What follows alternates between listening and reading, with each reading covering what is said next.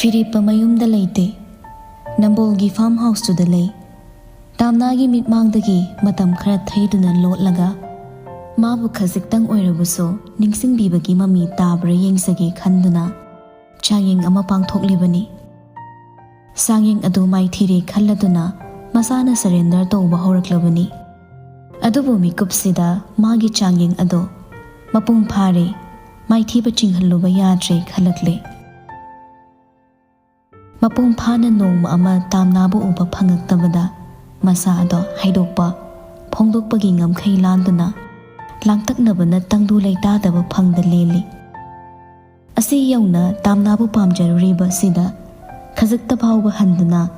tamna mana phiripagidama khanbiramdrabadi haiduna khanjillubada masadu taniklibani Aduna changyeng macha amatangdi pangthoklagi haiduna Zagat ki layam ningduna pangthokhiba nungsibagi changyeng amakhakni Phiripa momon tawrai mikupto Masimagna tamnana mabu hekta nungshiduna ningsingbiramgani haibadi masana su khanjaba natri Adubu nungshibiba nungsibidaba ngahak sangba mikupta tamnagi wakhalduda magi wakhal macha ama paktuna laikhiba ado Phiripana tamnagi wakhalda magi mafam macha amakhak kanjabadi ngamle khanduna penjaribani Hausukta mamanaba khara pulluraga halakpani Hanak maraksi wakhal santi pamlakpada mamanaba maruk mapang punduna langbada khara toina saruk yaribani maruk mapang na horakpa ngairuda masana su hauhauduna khara di toina pulle Nisa sijinnaduna nungai thoke wakhalgi potlum thangthaduna Thamoida saktam amana mikup kangda otlaribase khazikta kauthokpa tamgi haina khallabasu Tamnagi mayaina yogini sadagi hena kankhibana ngahakta su hek pothabadi phangda kauthokpa manghanba ngamdre khangma ngamaktaba mikupta masagi makok ada nungthang amana hanjin pena thomdattuna ngahak potharasi raphau khallaklibani amuk hana nupi haiba jiba asidadi thajaba thamkhraroi khalladuna hanjin wakhalda taksaki Kanagumbi amatta thamoida haplakpasu yaroi haiduna mikup kangda wa menjabani thamoi mangondaso adubu masana masagi wa tabikidre China khazaba aho arak thamdraba sambal sidoktuna karamba sarakta tamnana huchillamliba phirepagi thamoida Kirum dauduna noi amuksu chaplepi amuksu upai leita chokthabagi maithongni Upai leite ma upai suklai leitre Magi thamoidagi tamnabu tanthokpa oiraroi luribadi mabu hainade pamde sidani phiripa masana nungsha thiraduna amomo choktharakpa sakphamda upai leita tumin ungzaba Masadu yamna lumna tapna sophadudagi hawalai Wardrobe manak changsilaga lepi Makut nama na hangdoklaga nama aman na purit ki kundam do lauthoklakpang hawrai amamam Lauthokpa loikhraga hongdorakpa shirt ado tung hanna yenguda makut chumna phamungda laktana langsilli neck round oiba t-shirt ama lauthoktuna ngaksamduda hukchilli pant su hongba loire tapli amuk sophaduda changsilaga chokthana nge phamthai ningsing khirum chokthana nokpa du su leptri Amukna awabagi sakpham amukna tumin leiba ngauri phiripa thagai singna Sophaduda nangan ngatharaga mangak ado teklabagum floor mathaktuda khangi yengkhali Mamit kupta ihang hangba floor duda kaigumba mamit phajinba chitrakar amagi layik ubagum yengduna leiri Machin lengluba tawda haise Nangbu pamjarubagi Thamoi manungshida Wahai kaya amana pikchona yauduna leiri Nangna tabada kapkidawba wahai kaya ama iduna suthamli Pumnamakse achamba wahai su oiroi Nangbu nungshiduna irakpa thamoi amagi paudamni Chimbalsina kangthokluba mikupta Soidana nangna igidama kapkigani Aduba tamna Aina nangbu kayam pamjage khangluba matungda Nangbu asuk nungshirami haiduna ꯑꯩꯒꯤꯗꯃꯛ ꯈꯥꯏꯔꯛꯄ ꯅꯨꯡꯁꯤꯕꯗꯣ ꯑꯩ ꯂꯧꯅꯤꯡꯗꯦ ꯑꯗꯨꯒꯤ ꯃꯍꯨꯠ ꯑꯩꯅ ꯀꯔꯝ ꯇꯧꯅ ꯅꯪꯕꯨ ꯑꯩꯅ ꯃꯤꯒꯤ ꯑꯣꯏꯍꯟꯅꯤꯡꯗ ꯄꯥꯝꯖꯔꯨꯔꯤꯕ ꯄꯦꯟꯊꯣꯛꯄ ꯍꯩꯇꯅ ꯅꯨꯡꯁꯤꯔꯨꯔꯤꯕ ꯈꯪꯂꯨꯗꯅ ꯅꯨꯡꯁꯤꯔꯝꯕ ꯄꯥꯝꯖꯔꯝꯕ ꯑꯁꯤꯒꯨꯝ ꯅꯪꯅꯁꯨ ꯋꯥꯈꯜ ꯇꯥꯔꯛꯄꯗ ꯑꯩꯕꯨ ꯅꯨꯡꯁꯤꯗꯨꯅ ꯂꯩꯔꯝꯕꯗꯣ ꯑꯗꯨ ꯑꯩ ꯄꯥꯝꯃꯤ ꯇꯞꯅ ꯏꯪꯅ ꯃꯈꯥ ꯇꯥꯅ ꯁꯣꯟꯊꯔꯕ ꯈꯣꯟꯖꯦꯜꯗ ꯃꯈꯣꯜ ꯊꯣꯛꯅꯗ ꯍꯥꯏꯔꯛꯏ ꯃꯉꯥꯎ ꯊꯤꯕ꯭ꯔꯥ ꯃꯔꯩ ꯀꯟꯕ꯭ꯔꯥ ꯅꯤꯡꯉꯥꯏ ꯆꯥꯎꯕ꯭ꯔꯥ ꯁꯤꯗꯁꯨ ꯅꯠꯇꯦ ꯅꯪꯅ ꯑꯩꯕꯨ ꯄꯥꯝꯗꯕꯁꯨ ꯌꯥꯔꯣꯏ ꯅꯨꯡꯁꯤꯗꯕꯁꯨ ꯌꯥꯔꯣꯏ ꯇꯥꯝꯅ ꯅꯪꯅ ꯑꯩꯒꯤ ꯄꯨꯟꯁꯤꯗꯒꯤ ꯂꯥꯞꯈ꯭ꯔꯕꯗꯤ ꯑꯩ ꯃꯤ ꯍꯥꯠꯅꯤꯡꯗ ꯍꯥꯠꯈꯤꯅꯤ ꯀꯅꯥꯒꯨꯝꯕ ꯑꯃꯠꯇ ꯅꯨꯡꯁꯤꯕ ꯉꯝꯗꯅ ꯁꯨꯝ ꯂꯩꯒꯦ ꯍꯥꯏꯔꯕꯗꯤ ꯂꯩꯌꯨ ꯑꯗꯨꯕꯨ ꯑꯩ ꯅꯠꯇꯕ ꯀꯅꯥꯒꯨꯝꯕ ꯑꯃꯠꯇꯗꯤ ꯅꯪ ꯅꯨꯡꯁꯤꯈꯤꯅꯨ ꯑꯩꯒꯤ ꯃꯍꯨꯠ ꯀꯅꯥꯒꯨꯝꯕ ꯑꯃ ꯈꯟꯈꯤꯅꯨ ꯁꯛꯈꯪꯗꯕ ꯃꯤꯑꯣꯏ ꯈꯔꯅ ꯅꯨꯄꯥ ꯑꯃ ꯅꯣꯡꯃꯩꯅ ꯀꯥꯞꯇꯨꯅ ꯍꯥꯠꯂꯝꯂꯦ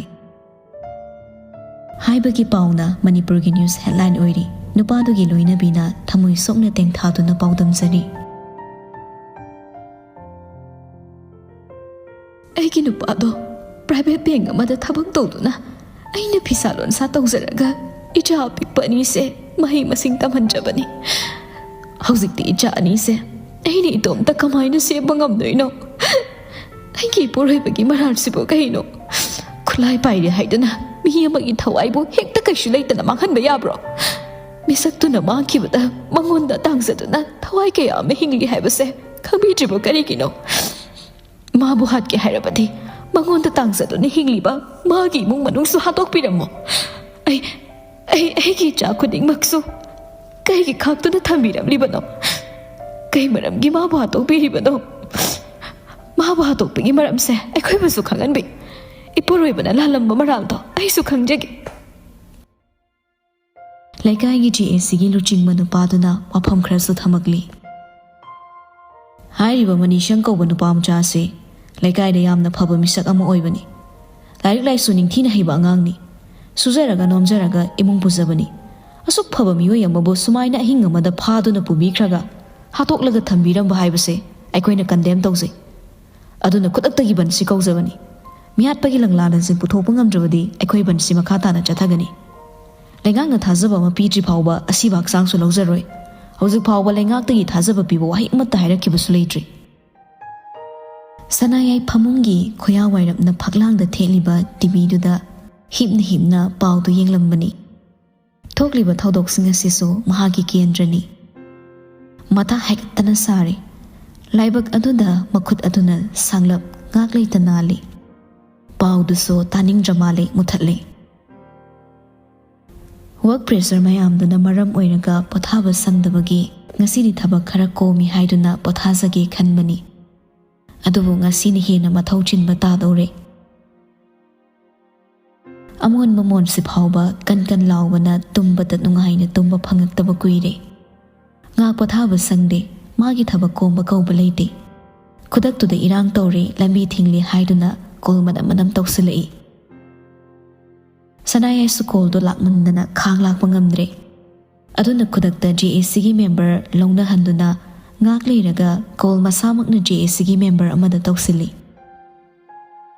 ꯁꯅꯥꯌꯥꯏꯗꯣ ꯑꯇꯞꯄ ꯈꯣꯟꯖꯦꯜꯗ ꯊꯦꯝꯕꯒꯤ ꯃꯑꯣꯡꯗ ꯍꯜꯂꯣ ꯏꯕꯨꯡꯉꯣ ꯂꯝꯕꯤ ꯊꯤꯡꯕ ꯈꯣꯠꯄ ꯇꯧꯕꯁꯦ ꯇꯧꯗꯕꯤꯗ ꯅꯣꯏ GAC ꯇꯤꯝ ꯉꯥꯏꯍꯥꯛꯇꯪ ꯂꯥꯛꯑꯣ ꯑꯗꯨꯒꯅꯦ ꯋꯥꯔꯤ ꯁꯥꯟꯅꯔꯁꯤ ꯅꯈꯣꯏꯗꯤ ꯍꯥꯏꯅ ꯒ꯭ꯌꯥꯟ ꯇꯥꯏ ꯋꯥꯈꯜ ꯇꯥꯏ ꯊꯛꯆꯤꯟ ꯆꯥꯁꯤꯜꯂꯒ ꯃꯤꯒꯤ ꯒꯥꯔꯤ ꯅꯨꯡꯖꯦꯜ ꯊꯨꯒꯥꯏꯕ ꯍꯣꯁꯄꯤꯇꯥꯜꯗ ꯆꯥꯛ ꯊꯤꯟꯕ ꯆꯠꯄ ꯑꯅꯥꯕꯒꯤ ꯆꯠꯄꯒ ꯂꯣꯏꯅꯃꯛ ꯑꯄꯟ ꯑꯔꯥꯛ ꯄꯤꯔꯦ ꯗ꯭ꯔꯥꯏꯚꯔꯗꯨ ꯐꯨꯔꯛꯑꯦ ꯍꯥꯏꯗꯅ ꯀꯝꯄ꯭ꯂꯦꯟ ꯃꯌꯥꯝꯗ ꯈꯥꯡꯕ ꯉꯝꯗ꯭ꯔꯦ ꯅꯤꯌꯣꯝ ꯑꯃꯗꯅꯦ ꯄꯨꯂꯤꯁꯅ ꯑꯃꯨꯛ ꯕꯟ ꯇꯧꯕ ꯊꯨꯒꯥꯏꯔꯛꯂꯕꯗꯤ ꯑꯩꯈꯣꯏ ꯃꯁꯦꯜ ꯑꯁꯣꯛ ꯑꯄꯟ ꯉꯥꯛꯇ ꯉꯥꯏꯅꯕ ꯇꯥꯔꯦ ꯅꯣꯏ ꯉꯥꯏꯍꯥꯛꯇꯪ ꯑꯩꯒꯤ ꯅꯥꯛꯇ ꯂꯥꯛꯄꯤꯔꯣ ꯑꯗꯨꯒ ꯇꯞꯅ ꯏꯪꯅ ꯐꯝꯃꯤꯟꯅꯔꯒꯅꯦ ꯅꯣꯏꯒꯤ ꯑꯄꯥꯝ ꯄꯥꯝꯗꯕꯗꯣ ꯑꯩꯉꯣꯟꯗ ꯍꯥꯏꯔꯣ ꯂꯥꯛꯑꯣ GACꯁꯨ ꯁꯥꯎꯔꯛꯄ ꯈꯣꯟꯖꯦꯜꯗ ꯃꯦꯗꯥꯝꯅ ꯍꯧꯖꯤꯛ ꯍꯥꯏꯕꯤꯔꯤꯕ ꯋꯥꯐꯝꯁꯦ ꯈꯤꯇꯪ ꯉꯟꯅ ꯄ꯭ꯔꯖꯥ ꯃꯤꯌꯥꯝꯅ ꯁꯥꯎꯅꯗ꯭ꯔꯤꯉꯩ ꯍꯥꯏꯕꯤꯔꯝꯂꯕꯗꯤ ꯌꯥꯝ ꯅꯨꯡꯉꯥꯏꯖꯔꯝꯒꯗꯕꯅꯤ ꯏꯔꯥꯡ ꯑꯃ ꯊꯣꯛꯇ꯭ꯔꯤ ꯐꯥꯎꯕ ꯅꯁꯛ ꯎꯒꯦ ꯐꯪꯗꯦ ꯋꯥꯍꯩ ꯑꯃꯈꯛꯇꯤ ꯃꯦꯗꯥꯝꯅ ꯊꯣꯛꯂꯛꯇꯨꯅ ꯍꯥꯏꯕꯤꯔꯝꯕꯗ ꯌꯥꯝ ꯄꯦꯟꯖꯔꯝꯒꯗꯕꯅꯤ ꯍꯧꯖꯤꯛ ꯁꯥꯎꯅꯔꯒ ꯀꯩ ꯀꯥꯟꯅꯗꯣꯏꯅꯣ ꯅꯣꯏ ꯁꯥꯎꯈꯤꯅꯨ ꯏꯕꯨꯡꯉꯣ ꯑꯩꯅ ꯂꯥꯏꯊꯣꯛꯄ ꯅꯠꯇꯦ ꯑꯩꯁꯨ ꯊꯕꯛ ꯃꯌꯥꯝꯁꯤꯅꯅꯦ ꯃꯇꯥꯡ ꯃꯇꯝ ꯆꯥꯅ ꯅꯣꯏꯒ ꯄꯥꯎ ꯐꯥꯎꯅꯕ ꯉꯝꯈꯤꯗ꯭ꯔꯦ ꯅꯣꯏ ꯈꯔ ꯉꯥꯏꯍꯥꯛ ꯌꯧꯔꯛꯑꯣꯀꯣ ꯑꯗꯨꯒ ꯐꯠꯇꯗꯣ ꯑꯄꯥꯝ ꯄꯥꯝꯗꯒꯗꯣ ꯇꯥꯟꯅꯔꯁꯤ ꯍꯥꯏꯅꯗꯨꯅ ꯀꯣꯜ ꯊꯝꯈ꯭ꯔꯦ ꯑꯦꯔꯣꯟꯁꯨ ꯊꯣꯡꯗꯨꯗ ꯀꯣꯛ ꯊꯤꯜꯂꯒ ꯍꯥꯡꯗꯣꯛꯇꯨꯅ ꯊꯣꯡꯖꯜꯗꯒꯤ ꯃꯦꯗꯥꯝꯒ ꯋꯥꯔꯤ ꯁꯥꯟꯅꯈꯤꯕ ꯇꯤꯝꯗꯨ ꯂꯥꯛꯑꯧꯔꯦ ꯁꯅꯥꯔꯩ ꯋꯥꯔꯦ ꯍꯥꯏꯗꯨꯅ ꯍꯤꯞꯄꯒꯤ ꯃꯇꯝ ꯅꯠꯇꯦ ꯍꯧꯒꯠꯂꯛꯂꯦ ꯃꯥ ꯂꯥꯛꯑꯒꯦ ꯑꯩ ꯊꯣꯔꯛꯑꯒꯦ ꯍꯣꯏ ꯃꯦꯗꯥꯝ ꯉꯥꯏꯈꯣ ꯑꯦꯔꯣꯟ ꯑꯩꯈꯣꯏ ꯐꯤꯔꯦꯞꯄꯗꯨꯅ ꯌꯨꯝꯗꯁꯨ ꯍꯟꯖꯤꯟꯗꯦ ꯃꯃꯥꯟꯅꯕ ꯈꯔ ꯄꯨꯜꯂꯒ ꯊꯛꯇꯅ ꯆꯥꯗꯅ ꯂꯩꯔꯦ ꯍꯥꯏꯁꯦ ꯅꯪꯕꯨ ꯄꯥꯎꯒ ꯇꯥꯕ꯭ꯔꯣ ꯃꯦꯗꯥꯝ ꯑꯩꯒ ꯍꯟꯗꯛꯇꯤ ꯀꯌꯥ ꯄꯨꯟꯗ꯭ꯔꯦ ꯉꯁꯤꯒꯤꯕꯨꯗꯤ ꯃꯃꯥꯟꯅꯕ ꯑꯃ ꯊꯣꯛꯂꯛꯄꯒꯤ ꯄꯨꯟꯅꯤꯅ ꯍꯥꯏꯕꯅꯤ ꯍꯥꯏ ꯁ꯭ꯀꯨꯜ ꯄꯨꯜꯂꯛꯄꯅꯦ ꯍꯥꯏ ꯏꯔꯥꯡꯁꯤꯁꯨ ꯀꯟꯁꯤꯜꯂꯛꯇꯧ ꯃꯥꯜꯂꯤꯅꯦ JACꯗꯨꯁꯨ ꯑꯩꯅ ꯉꯥꯏꯍꯥꯛ ꯂꯥꯛꯑꯣꯅ ꯍꯥꯏꯕꯒ ꯊꯑꯣꯏꯅ ꯄꯥꯎꯈꯨꯝꯒ ꯄꯤꯔꯛꯇꯦ ꯌꯥꯝꯅ ꯁꯥꯎꯔꯤ ꯃꯥꯜꯂꯦ ꯑꯩꯅ ꯃꯇꯝ ꯆꯥꯅ ꯆꯠꯄ ꯅꯪꯍꯧꯗꯕꯒꯤ ꯐꯤꯔꯦꯞꯄꯗꯣ ꯅꯪ ꯑꯝꯇ ꯁꯣꯝꯗ ꯍꯜꯂꯛꯑꯣ ꯍꯥꯏꯈꯣꯀꯣ ꯍꯣꯏ ꯃꯦꯗꯥꯝ ꯑꯩ ꯀꯣꯜ ꯇꯧꯖꯒꯦ ꯁꯤ ꯍꯥꯏꯅ ꯑꯦꯔꯣꯟꯅ ꯃꯦꯗꯥꯝꯒꯤ ꯔꯨꯝꯗꯨꯗꯒꯤ ꯊꯣꯔꯛꯂꯒ ꯐꯤꯔꯦꯞꯄꯗ ꯇꯦꯛꯁ ꯏꯗꯨꯅ ꯊꯥꯖꯤꯟꯈ꯭ꯔꯦ ꯍꯧꯖꯤꯛ ꯊꯣꯛꯂꯤꯕ ꯏꯔꯥꯡꯁꯤꯒꯤ ꯚꯤꯗꯤꯑꯣ ꯐꯥꯎ ꯊꯥꯗꯨꯅ ꯁꯣꯝꯗ ꯈꯔ ꯉꯟꯅ ꯍꯜꯂꯛꯅꯕ ꯍꯥꯏꯈ꯭ꯔꯦ ꯑꯦꯔꯣꯟꯒꯤ ꯇꯦꯛꯁꯇꯨ ꯎꯔꯕꯁꯨ ꯐꯤꯔꯦꯞꯄ ꯀꯌꯥ ꯊꯋꯥꯏ ꯋꯥꯑꯣꯏꯗꯦ ꯄꯨꯡ 5 ꯍꯦꯜꯂꯛꯄ ꯑꯗꯨꯋꯥꯏꯗꯗꯤ ꯃꯥꯁꯨ ꯌꯨꯝꯗ ꯍꯟꯅꯤꯡꯂꯛꯂꯦ ꯂꯥꯡꯅꯤꯡꯉꯤ ꯉꯥꯎꯅꯤꯡꯉꯤ ꯍꯥꯏꯗꯨꯅꯁꯨ ꯑꯍꯦꯟꯕ ꯃꯇꯝ ꯂꯧꯗꯨꯅ ꯀꯥ ꯍꯦꯟꯅ ꯂꯩꯊꯕꯁꯨ ꯄꯥꯝꯗꯦ नुपा ngakta oirabadi amaromda amuksu nungaite adubu ngasigi party-sidi nupisu khara yawi aduna ngaurini langini haiduna hina langba yaroi khalladuna hannaba mamanabamda hairamlaga thorakle thorakpada high school pulakpa mamanabi ama drop tawbiramu haina pakhon sizilakpana lituna chenba yakidre mamanabido haptuna purai mahi manai khara kut yotlibagi manang mahasu khara chenbana phirepa machun kaya kangdana bohone adubu sonika di tumina tongde wari sajalakna bohone phirepa lohongdore haina tai chumra phirepa nokphet tawri nupi du suwangang sangangda iranga mai chencheli phirepa so laisabi amattagi wakhalda magi wakhal hapchil handana tokpa phirepa nate Maralbudi magi natte man hekta kaihaubasu natte nupina pamba rasi amana phirepagi maithongdara maongdara amadi naptuna yauri nupi dudadi michina phawging lakte pakhumdi birai kaina oidobidumadi leitri Sonika henjilai aikhoi gumbagadi yadro aikhoi subor phangdadana leirini Phirepa amuksu nophet tokthoraglaga phagi ta thori friend gi wifi ga on badudi marok mapang maksing hantanaba thobakni hayeng leita leitraganda menthok mensin tongnase yum hek pandaba su nungaite nupi angang thiraga ichaisu sandoktabadi yadabani pakhumduda Sonika so nophet tawki matigam thoraglaga tamna hoigi manaki departmental store da gari khami irang khara tawnabagi paw tarabaso Tamna hoigi adwaidudi yauraklamdri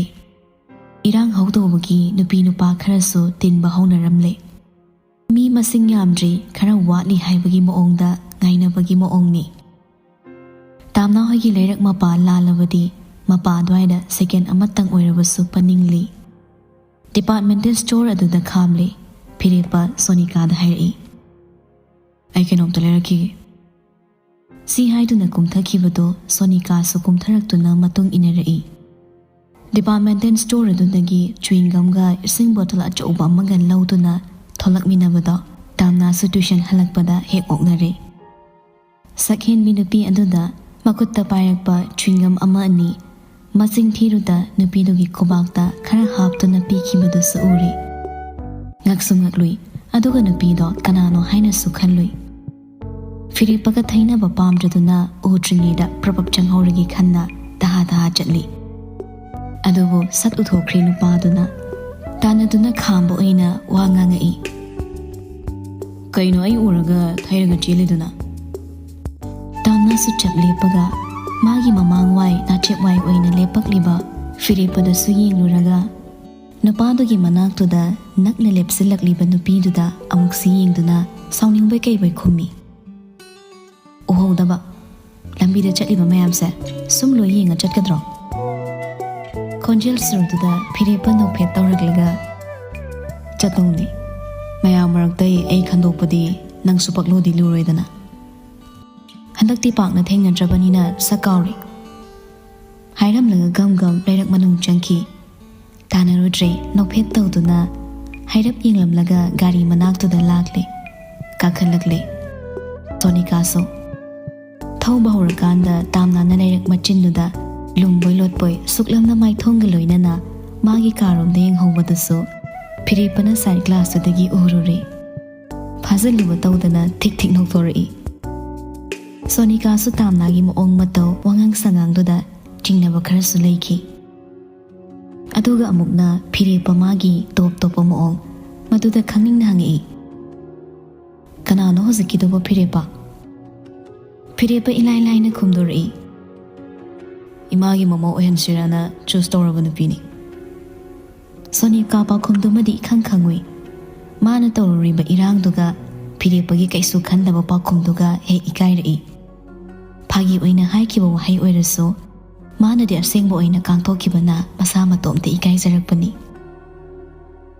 Sonika mana khangkiba phirepade relationship ta kaya thawa sadabani school gi matamdagi hauraga nupi koirakpada thama phana chattabani adubu ahomba kaisu leiramloitra haiduna su khallure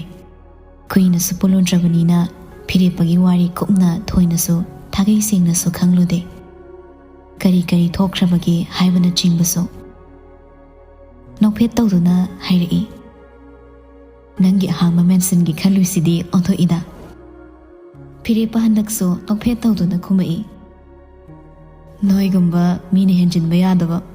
nasagi right ta husband family na wanga khanba yadabaga chakri kanba iga chanaroida asoiba wahai amagi so IPC section me abu thoknaraga manai manade ya de haidana marai yetnarakpada yumda yum oina pan mangamoi magumba pangtak suktak tawbasina hena pami luhongbadi chawnu hongo aikoi salakanida sure amada jitharoi noidi compulsory invitation yorokanida Sonika gi thongal su yore changlu khisi haiduna pusinna bo honarakpada nongma changak lage ngasidi khara chille thaksilure so haiduna nungaitre irang su kansilak taw male haina hairamlaga adum changamdre gari thongna tamnana mangonda sauna yenghauba ado mitmangdo chingthoktuna mamonda tawraga leikre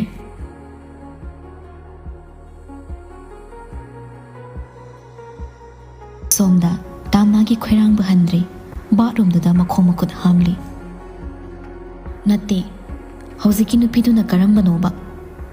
mayumdaga leini khangdakai nupi hap dana ko chateng chatladana aduga mabu pamjaba su tammo kaina nupanina awana hek charadana tungdana ama mangdana ama makhong makhut mamai mami ta thokpa loirakanda magi sauda makhatana phamungduda nghak awaba handokpagi hippo oina makha sathai tungdana ama mangdana ama mabalu taplamduna mitmangda puthoklaga namlubada phirepagi miss call ani lerami harawbadi laradana hena khoidau sawningle call back su tawrumda phone duda munni yenglaga khalli tawroi kedau tawduiba haizabagi wani call amukka tawrakladi pahagi khanduna ngairi masana call back tawrubadi pamjaba takhrani khalladuna wani hek makhut lengdana bohone phone du manak aisilabadi masu khamangamda call toksin kiba yai khalladuna phuk hawalaga thoki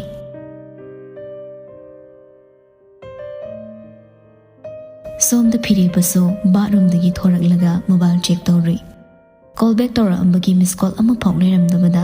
pisum khutakta samjinai phone du phamungda thaklangsilamaga dress hongi adai phamung matha kakhatlaga hippi pachat chatlubaga khara thaksin chasin khibaga makok chi mon khangdun hippara nung khanglibra gyan takidre makok atusu chikmanmana tablet ama chasin gi haina hagolakli adubu first aid box ta tablet ama tayaramdre kudak tu da irang tawri haiduna su chair gas kapa sorok ta tire mai thabagi ꯃꯩꯈꯨꯅ ꯄꯨꯛ ꯃꯝꯁꯤꯟꯈ꯭ꯔꯕꯅꯤ꯫ ꯍꯧꯖꯤꯛ ꯃꯇꯝꯁꯤꯗꯗꯤ ꯄꯥꯎ ꯑꯅꯧꯕ ꯑꯃ ꯈꯪꯅꯤꯡꯂꯗꯤ news channel ꯍꯥꯡꯉꯨꯗ꯭ꯔꯁꯨ Facebook ꯆꯪꯕꯗ ꯈꯪꯕ ꯉꯝꯃꯤ ꯍꯥꯏꯗꯨꯅꯤ꯫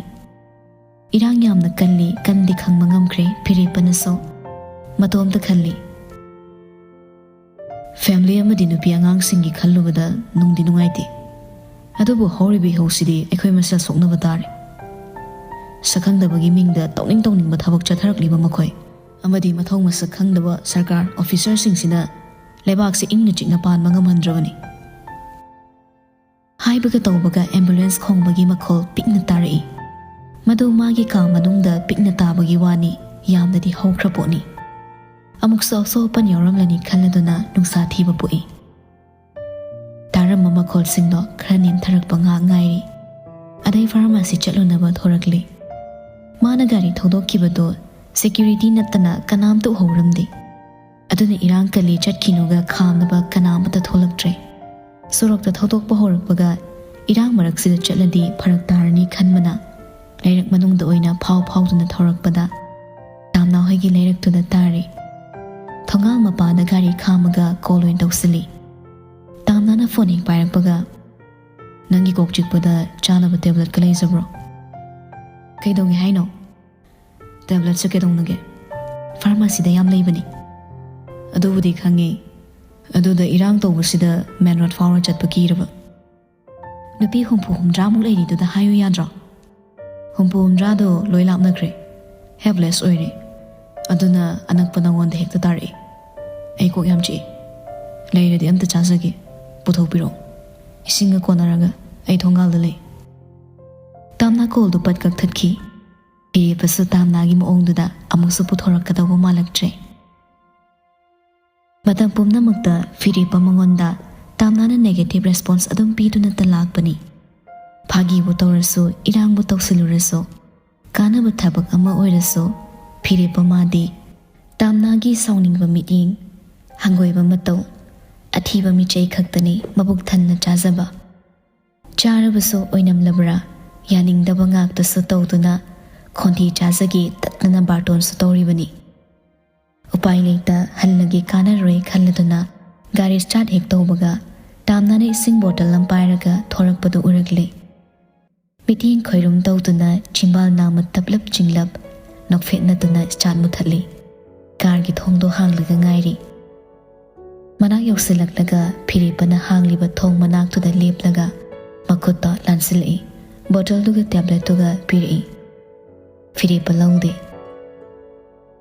"ꯀꯥꯈꯠꯂꯒ ꯉꯥꯏꯔꯣ ꯂꯥꯎ, ꯊꯣꯡꯒ ꯍꯥꯡꯗꯣꯛꯄꯤꯔꯤꯁꯦ ꯅꯪꯅ ꯀꯥꯈꯠꯂꯛꯅꯕꯅꯤ꯫ ꯅꯪꯒꯤ ꯏꯁꯤꯡ ꯕꯣꯇꯜꯁꯦ ꯄꯨꯖꯔ ꯆꯪꯖꯈꯣ." "ꯁꯠ ꯌꯣꯠꯂꯣ." ꯇꯥꯝꯅꯥꯒꯤ ꯃꯈꯨꯠꯇꯒꯤ ꯒꯨꯂꯤꯗꯨ ꯂꯧꯔꯒ ꯌꯥꯅꯨꯡꯗ ꯂꯪꯁꯤꯟꯈ꯭ꯔꯦ꯫ ꯏꯁꯤꯡꯗꯨ ꯈꯔ ꯊꯛꯆꯤꯜꯂꯤ꯫ ꯇꯥꯟꯖꯥꯗꯨꯗꯅꯤ ꯕꯣꯔꯤꯁꯇ ꯊꯣꯡꯒꯥꯜ ꯊꯣꯔꯛꯄ꯫ ꯇꯥꯝꯅꯥꯁꯨ ꯍꯥꯡꯗꯣꯛꯂ ꯂꯩꯔꯤꯕ ꯀꯥꯔꯒꯤ ꯊꯣꯡꯗꯨꯒꯤ ꯃꯅꯨꯡꯗ ꯐꯟ ꯆꯣꯡꯈꯠꯂꯛꯏ꯫ ꯐꯤꯔꯦꯞꯄꯕꯨ ꯏꯈꯪ ꯈꯪꯉꯗꯨꯅ ꯈꯪꯌꯦꯡ ꯌꯦꯡꯁꯤꯜꯂꯛꯏ꯫ ꯕꯣꯔꯤꯁꯅ ꯎꯈ꯭ꯔꯗꯤ ꯇꯜꯂꯤ, ꯑꯗꯨꯏꯅꯤ꯫